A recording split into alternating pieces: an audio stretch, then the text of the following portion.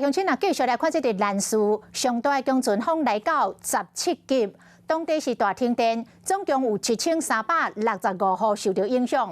这个兰屿街啊，雨风是吹甲如苍苍。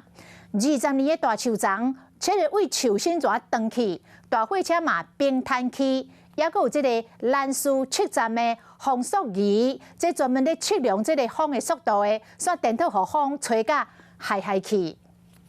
啊，水的摊位。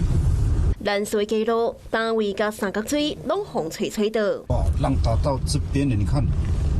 路边的塞车嘛，雨大风掀起来，规个变轨。那边不通了，谁的车子？头前甚至有货车，雨大风掀起来冰车，阻碍交通。那呢？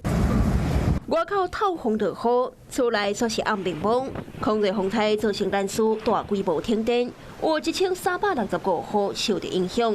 严到目前，因为雨声小大，无法度修理，民众敢来当点厝内点蜡烛。开源旧港内专家，雨大风掀起来，伫海面上显来显未。街路顶马路苍苍，规条路拢是石头甲树枝，路边的条啊，嘛风渗倒在地。那么大的一棵树，种20年了，被拦腰折断了。直径超过30公分粗的树啊，都安尼风渗渗断。街路的空棒嘛是倒的倒，帮的帮，规条街路乱七八糟。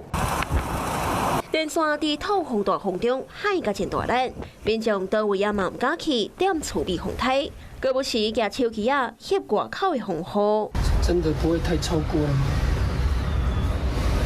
除了风声咻咻叫，也有雨水一直拍伫玻璃声音。兰水风力已经来到17级的强阵风，那瞬间阵风达到测站历史上的第2名。风速计更加伫今仔日早起风声甲高中。这边空气风台一摆台湾，离岛是风头面。 兰屿甲离岛居民，神经线拢加真严，唔敢放松。Hello， 我是林明瑞。想要抢先掌握最及时的新闻资讯吗？赶快订阅、按赞、开启小铃铛，锁定我们华视新闻的 YouTube 频道。